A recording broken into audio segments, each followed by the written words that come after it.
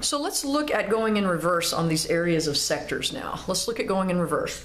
So now what we're doing, I've got this circle here, and I want to find the measure of the angle now. In the past examples, we've been given the angle and had to find the arc length or the sector area.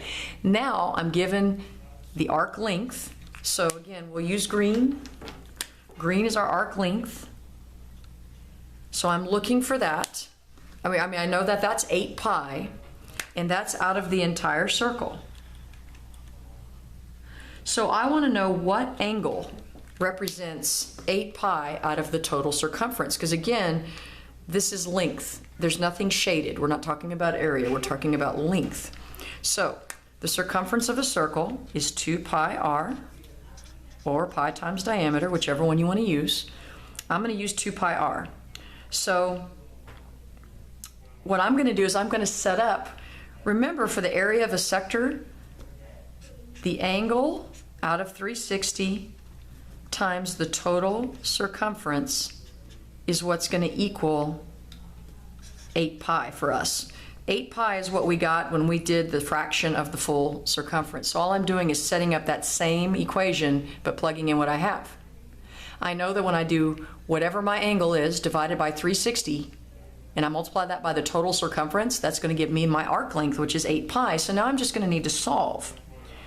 So let's solve. Well, do I know my radius? Sure I do. I know my radius, so I'm going to plug it in. So I have 2 pi, and I'll plug in my radius here. My radius is 16. 2 pi times my radius over 360. And that's times x, right? Because I got to multiply this in there. And that's going to give me 8 pi. So let's do some multiplying out here. Again, I did this, the fraction of the circumference equals 8 pi, because that's how I got my arc length. I'm working backwards. I want to find the angle now. So 2 times 16 gives you 32 pi times x on top over 360 equals 8 pi over 1.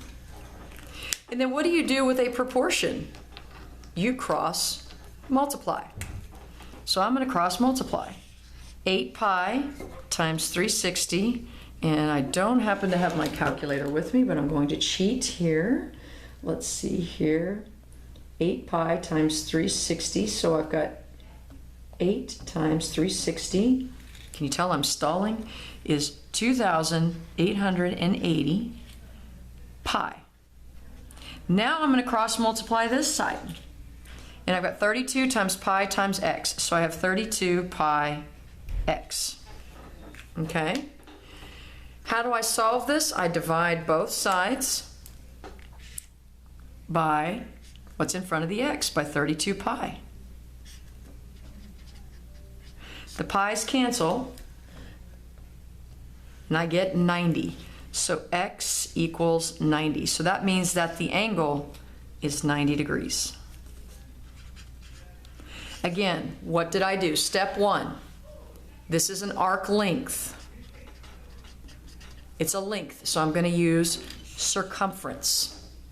I know that whatever that angle is, when I put it over 360, that's going to give me the fraction of my total circumference, which ends up being 8 pi, because I was given 8 pi. And then I just solve it. I multiply it across. 2 pi r x over 360 equals 8 pi. 2 times 16 is 32 pi, so we have 32 pi x, cross multiply, and then solve. So let's look at example 7. Example 7 is having the same concept, but now we're given the area. So if I'm given the area, I'm going to draw a circle.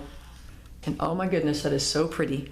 So I'm going to draw my circle, and it says the area of sector AOB is 432 pi square feet, and the measure of AOB is 120.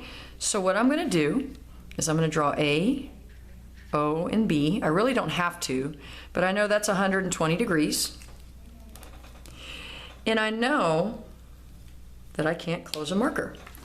I know that the area of this guy is 432 pi square feet. So I want to know what the radius is now. Now I'm looking for the radius. I know the angle, let's find the radius.